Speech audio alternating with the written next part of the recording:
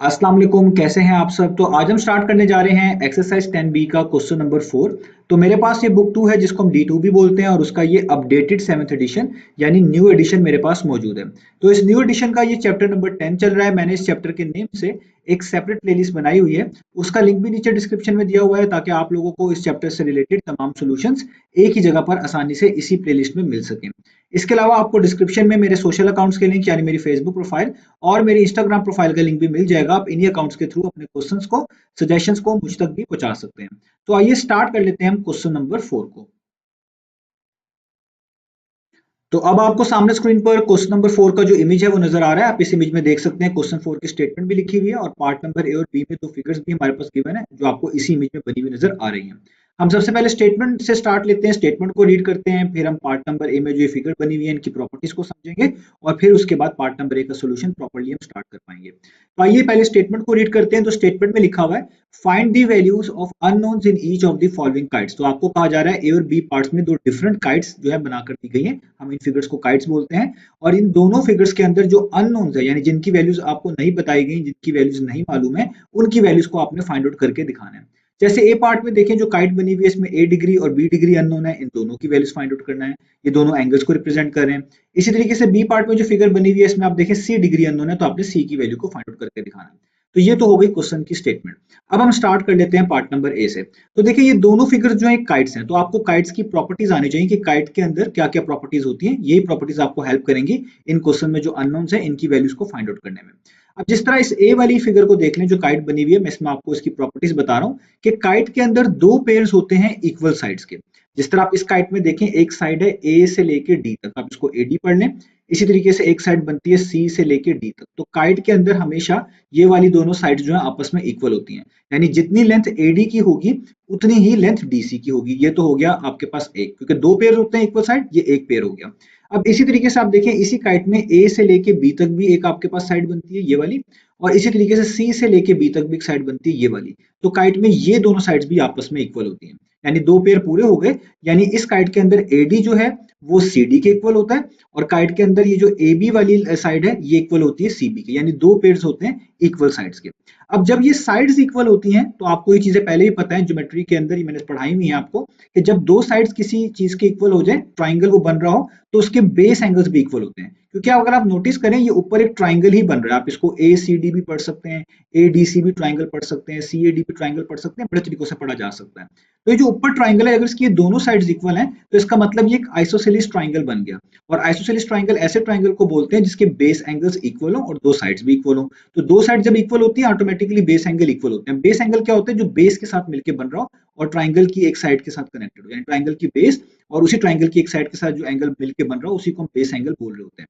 तो अगर आप इस ऊपर वाले ट्राइंगल को देखिए, इसकी बेस ये AC है, तो एक एंगल तो ये ए डिग्री लिखा हुआ है, ये इसका बेस एंगल है, और एक एंगल यहाँ पे बनेगा ये भी इसका बेस एंगल होगा। और जब किसी भी ट्राइंगल की दो साइड्स इक्वल हो जाए यानी वो आइसोसेलेस ट्राइंगल हो तो उसके बेस एंगल हमेशा इक्वल होते हैं। अगर ये ए डिग्री है तो ये भी क्या है? ए डिग्री। तो ये जो सारी चीजें मैंने आपको बताई हैं ये इस काइट की प्रॉपर्टी में आती है। पहले हम इधर तक ही रखेंगे, अभी और भी प्रॉपर्टीज हैं, हम इतनी प्रॉपर्टी को यूज करके इस ए की वैल्यू तो बड़ी आसानी से निकाल सकते हैं। अब ये जो चीजें मैंने आपको यहाँ पे बताई हैं हमने इसको यहाँ पर लिखना भी है, तो हम कैसे इसको लिखेंगे? मैं यहाँ पे लिखूंगा कि since A B C D is a kite, क्योंकि ये काइट है, पहले तो हम ये बताएंगे क्योंकि ये काइट है। अब इसकी प्रॉपर्टीज को मेंशन करेंगे, तो काइट होने की वजह से इसकी जो साइड है एडी ये किसके इक्वल होगी? सीडी के इक्वल होगी। तो आप यहाँ पे मेंशन करेंगे कि इसका मतलब हुआ कि काइट के अंदर ये वाली जो साइड्स होती हैं जो मैंने यहाँ पे मेंशन भी की हुई है सिंगल डैश के साथ, कि एडी किसके इक्वल होगा?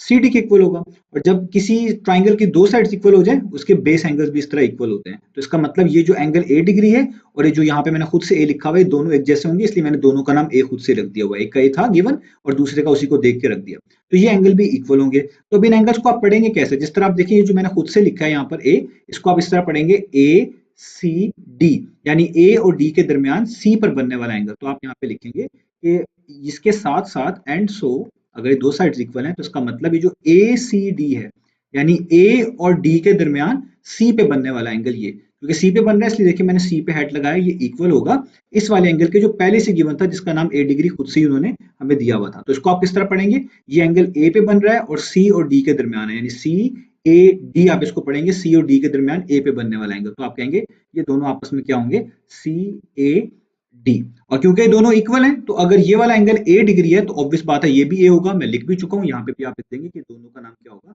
ए डिग्री। अब देखिए काइट की इस प्रॉपर्टी से हमें फायदा क्या होगा, हमें फायदा ये हुआ कि जो ऊपर एक ट्राइंगल बन रहा है इसके अंदर दो एंगल्स हमारे पास ए हैं और एक 100 है, और ट्राइंगल के तमाम एंगल्स का जो सम होता है 180 के इक्वल होता है, ये भी एक प्रॉपर्टी है। तो आप इन तीनों एंगल्स को सम करके 180 के इक्वल रख देंगे तो आप ए की वैल्यू आराम से निकाल लेंगे। और अब हम यही करने लगे हैं, तो हम इन तीनों एंगल्स को सम करेंगे। तो आप देखिए मैं यहाँ पे लिखूंगा ए डिग्री प्लस ए डिग्री, क्योंकि दो दफा ए डिग्री है, ऊपर क्या है 100 डिग्री। ये तीनों एंगल्स मैंने लिख लिए और इनको सम करके किसके इक्वल आएगा, 180 डिग्री के इक्वल आएगा। और इस प्रॉपर्टी का नाम भी होता है, आपको पता है, हम इस प्रॉपर्टी का नाम रखते हैं एंगल सम ऑफ ट्राइंगल। और ट्राइंगल का नाम भी है हमारे पास, ट्राइंगल का नाम क्या है, ए सी डी। तो आप इसे पढ़ सकते हैं ए सी डी। तो ये जो ए सी डी वाला ट्राइंगल है इसके तमाम इंटीरियर एंगल्स का सम हमने लिखा है। अब ये सॉल्व करना बड़ा आसान है। ए डिग्री का मतलब होता है 1 ए डिग्री, इसको भी आप खुद से 1 ए डिग्री लिख सकते हैं। किसी के साथ कुछ कोफिशिएंट पे ना लिखा हो, साथ ना लिखा हो, 1 लिख सकते हैं। तो आप देखिए 1a प्लस 1a कितना हो जाएगा, 2a, यानी 1 प्लस 1 2, a डिग्री साथ वैसे, यहाँ पर आप देखिए 100 डिग्री साथ वैसे का वैसे ही, और यहाँ पर 180 डिग्री भी वैसे का वैसे। अब आपने एक ही वैल्यू निकालनी है तो तमाम टर्म्स को स्टेप बाय स्टेप दूसरी साइड पे लेके जाना है। 100 डिग्री यहाँ पर ऐड हो रहा है 2 में, जब आप इसको इक्वलिटी साइन की दूसरी तरफ लेके जाएंगे तो 180 से सब्ट्रैक्ट हो जाएगा। तो आपको लिखना पड़ेगा 180 माइनस 100 डिग्री, जैसा मैंने अभी लिख लिया। अब दोनों साइड्स पर 100 को सब्ट्रैक्ट करवा देंगे तो भी उसका मतलब भी यही आएगा। अब आगे आप देखें यहाँ पे आ जाएगा 2a डिग्री, 180 में से 100 माइनस करें तो कितना आता है आपके पास, 80 डिग्री। और 2 यहाँ पर अब बचा जो कि मल्टीप्लाई हो रहा है। जो चीज मल्टीप्लाई हो रही है जब आप उसको इक्वलिटी साइन के दूसरे मूव करते हैं तो वहां जाकर वो डिवाइड करवाती है। तो यहाँ पर 2 मल्टीप्लाई हो रहा है, जब आप इसको दूसरी साइड पे भेजेंगे 80 को जाकर डिवाइड करवाएगा, यानी उसके नीचे लिखा जाएगा इस तरीके से। अब आप इसको भी सॉल्व कर लें, 2 1 टाइम्स 2 होता है आपको पता है, और 2 40 टाइम्स 80 डिग्री होता है। तो ए डिग्री का आपके पास आंसर आ गया 40 डिग्री। तो देखिए ये हमने इसकी वैल्यू भी जो है निकाल ली। और जब ये दो चीजें इक्वल हो तो आप इनको कंपैरिजन कर सकते हैं कि डिग्री डिग्री के लिहाज से इक्वल है तो नीचे लिखी हुई चीजें भी आपस में इक्वल है। यानी आप इसको ऐसे भी लिख सकते हैं कि एक इसके इक्वल आ गया 40 के, डिग्री के बगैर। दोनों तरीकों से इसकी रिप्रेजेंटेशन हो सकती है। तो आपने देखे हमने क्वाइट की प्रॉपर्टी यूज करते हुए बड़े आसानी से ए की वैल्यू तो निकाल ली। अब यही सेम प्रॉपर्टी हमने यहाँ पर भी यूज करनी है, जो कि बी को निकालने में काम आएगी, इस बी डिग्री को। अब आप देखिए मैंने आपको अभी बताया था कि जो काइट होती है इसमें ये ऊपर वाली दो साइड्स आपस में इक्वल होती है, इसलिए नीचे वाली भी दो साइड्स इस तरह ये भी आपस में इक्वल होती है। मैंने यहाँ पे इन पे डबल डैश भी लगाए हैं, यानी जो आपके पास साइड है ए बी ये इक्वल होगी किसके, सी बी के। अब देखिए ये भी तो एक ट्राइंगल ही बन रहा है ना आपके पास, अगर आप इसको नोटिस करें ए बी सी।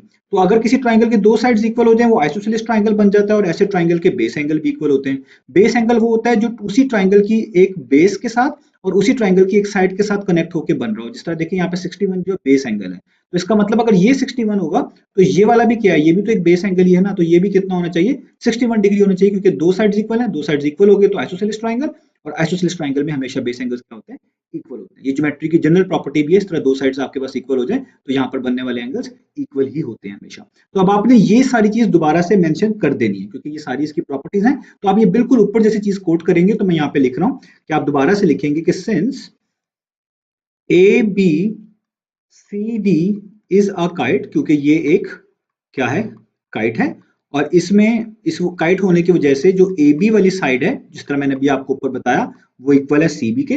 और क्योंकि ये दोनों साइड्स इक्वल हैं तो इनके बेस एंगल भी इक्वल हैं। तो बेस एंगल को आप किस तरह पढ़ेंगे मैं यहाँ पे आपको बता भी देता हूँ। जिस तरह आप देखिए इस 61 को आप कैसे पढ़ सकते हैं, जो मैंने खुद से लिखा हुआ है सी ए बी, यानी सी और बी के दरमियान ए पे बनने वाला एंगल। तो आप यहाँ पे लिखेंगे, इससे ये बात पता चलती है कि जो सी ए बी है, ए पे हैट आएगा, सी ए बी ये इक्वल होगा दूसरे वाले एंगल के जो पहले से गिवन है। इसको आप कैसे पढ़ सकते हैं, इसको आप पढ़ सकते हैं ये सी पे बन रहा है ए और बी के दरमियान, यानी ए सी बी। आप कहेंगे कि ये दोनों एंगल क्या है, इक्वल है, ए सी और बी। अब देखें दोनों इक्वल हैं तो आपको एक की वैल्यू तो पहले ही पता है, एक की वैल्यू कितनी है 61, इसका मतलब दूसरे की भी क्या होगी, वो भी होगी 61। तो यही हम लिखेंगे कि ये दोनों के दोनों किसके इक्वल है, 61 डिग्री के, क्योंकि आप ऊपर देख सकते हैं एक का 61 था तो दूसरे का भी खुद ब खुद 61 ही होगा, क्योंकि बेस एंगल है। अब आपके लिए आसान हो गया, अब ये ट्राइंगल के तीनों एंगल्स हैं, सेम प्रॉपर्टी यूज करेंगे, ट्राइंगल के इंटीरियर एंगल्स का सम 180 के इक्वल होता है। यहाँ पर भी इन तीनों को सम करके 180 के इक्वल रख देंगे और हमारे पास इसका आंसर आ जाएगा। तो ये दो दफा 61 लिखा हुआ है, एक दफा बी लिखा हुआ है, आप किसी को भी पहले या बाद में लिख सकते हैं। तो आप यहाँ पे लिखेंगे कि ये जो आपके पास है बी डिग्री और दो दफा 61, इन सबको सम कर लें, यानी B degree plus 61 degree plus 61 degree किसके इक्वल होगा, 180 डिग्री के इक्वल। और इस प्रॉपर्टी को हम पढ़ते हैं एंगल सम ऑफ ट्राइंगल, और हमारे ट्राइंगल का नाम था ए बी सी, आप ऊपर देख भी सकते हैं हमारे ट्रायंगल का नाम था ए बी और सी। अब यहाँ पर बड़ा आसान है, सिर्फ आप कह लें सिंपल कैलकुलेशन है जो कि आपने करनी है। तो देखिए यहाँ पे आप लिखेंगे बी डिग्री और यहाँ पर क्या हो जाएगा 61 पे 61 आप ऐड करेंगे तो कितना आ जाएगा, आपके पास आ जाएगा 122 डिग्री। 61 प्लस 61 कितना होता है 122 डिग्री, यहाँ पे बचेगा 180 डिग्री। अब 122 डिग्री यहाँ पर ऐड हो रहा है बी डिग्री में, जब आप इस 122 को इक्वेशन के दूसरी तरफ मूव करेंगे तो ये सब्ट्रैक्ट होगा 180 में से, तो आप लिखेंगे 180 डिग्री माइनस 122 डिग्री। तो देखिए ये 122 जो यहाँ पर ऐड हो रहा था यहाँ पर आके सब्ट्रैक्ट हो गया। अब बहुत सिंपल सा है, आपने 180 डिग्री में से 122 को माइनस करना है, तो 180 में से 122 को माइनस करें तो आंसर आता है 58 डिग्री। तो देखिए बी डिग्री की वैल्यू भी आपने फाइंड आउट कर ली 58 डिग्री, और आप इसको आंसर को ऐसे भी लिख सकते हैं क्योंकि ये दोनों चीजें इक्वल हैं तो कंपैरिजन किया जा सकता है कि डिग्री डिग्री के लिहाज से इक्वल है तो नीचे लिखी हुई चीजें भी आपस में इक्वल हैं डिग्री के बगैर भी। इसका मतलब आप इसको ऐसे भी लिख सकते हैं कि बी किसके इक्वल है 58 के इक्वल है। तो देखिए हमने बी की वैल्यू भी फाइंड आउट कर ली, ए की वैल्यू भी फाइंड आउट कर ली, दोनों में सेम प्रॉपर्टीज यूज की हैं और काइट की प्रॉपर्टीज भी यूज की हैं और सिंपल ट्राइंगल की प्रॉपर्टी भी यूज की हैं। काइट की और भी प्रॉपर्टीज होती हैं डायगोनल से रिलेटेड, जो अभी अगली हम जो फिगर आ रही है जिसको अभी अपने मैनेज करना है उसमें अननोन निकालना है वहां पे बताऊंगा। जो प्रॉपर्टीज यहाँ पर काइट की यूज होनी थी जस्ट मैंने वो अभी यहाँ पर बता दी है। तो अब हम स्टार्ट कर लेते हैं अपने बी पार्ट को। तो अब हम स्टार्ट कर लेते हैं पार्ट नंबर बी को।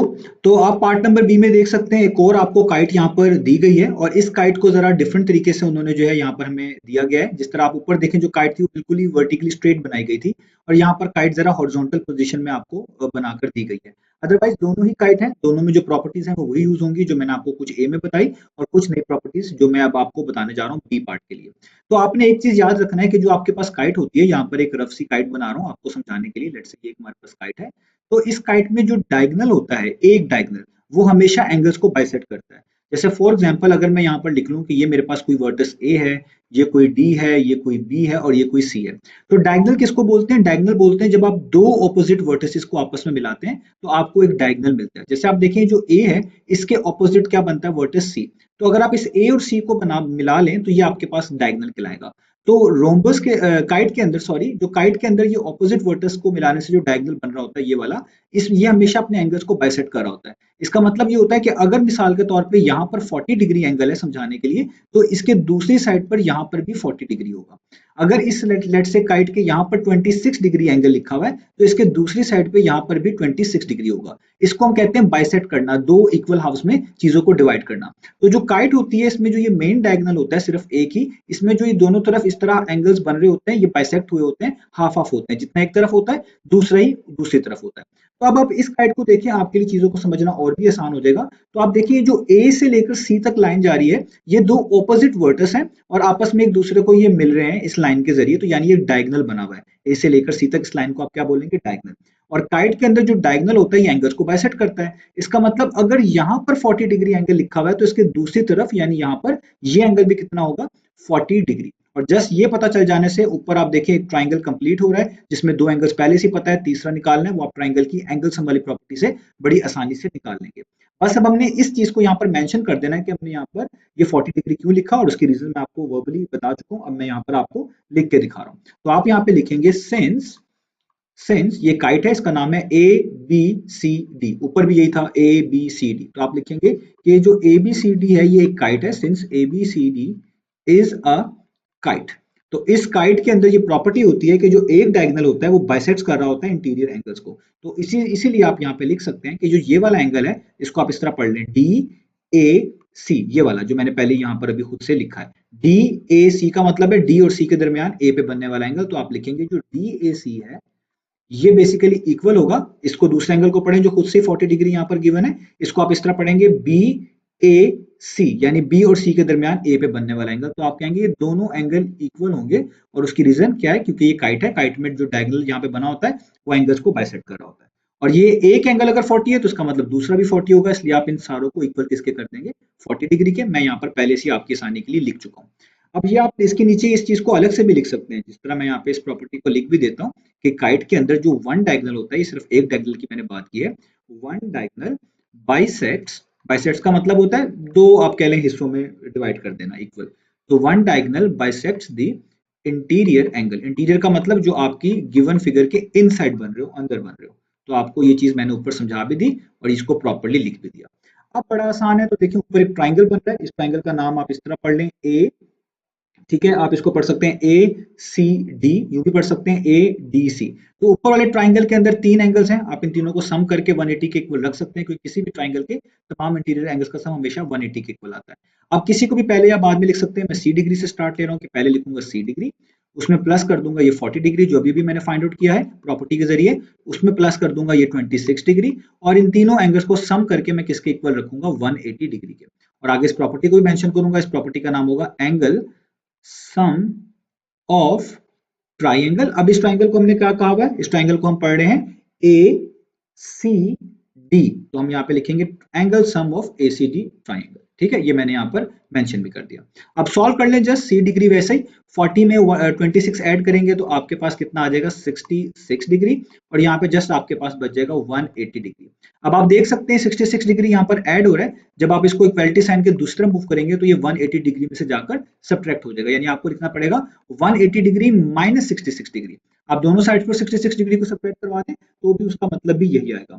अब 180 में से अगर आप 66 डिग्री निकालें तो आपके पास आता है 114 डिग्री, तो आपके पास सी की वैल्यू आ गई 114 डिग्री। और आप इसी चीज को ऐसे भी लिख सकते हैं, अगर कंपैरिजन कर लें दोनों चीजें इक्वल हैं, डिग्री डिग्री के लिहाज से इक्वल है, तो नीचे लिखी हुई चीजें भी आपस में इक्वल लिखी जा सकती हैं डिग्री के बगैर, तो जस्ट आप ये भी लिख सकते हैं कि सी इक्वल होगा 114 के, इस तरीके से। तो देखिए हमने सी की वैल्यू फाइंड आउट कर ली। तो ये मैंने आपको जो है काइट की जो प्रॉपर्टीज हमने इन दोनों पार्ट्स में हमें यूज करनी थी, हमें आनी चाहिए थी, मैंने बता दी है। एक इसकी प्रॉपर्टी और रहती है, वो इंशाल्लाह आने वाली जो आपके पास क्वेश्चंस होंगे उनमें जहाँ पे फिगर नजर आएगी वहां पर मैं आपको समझाऊंगा। तो अभी तक जो हमें काइट की प्रॉपर्टीज चाहिए थी, जो काइट की प्रॉपर्टीज होती हैं, उन्हीं को यूज करके मैंने ए और बी पार्ट आपको समझाया। तो उम्मीद है आपको दोनों पार्ट्स अच्छे से समझ आ गए होंगे। इंशाल्लाह नेक्स्ट वीडियो में मिलेंगे बाकी सॉल्यूशंस के साथ।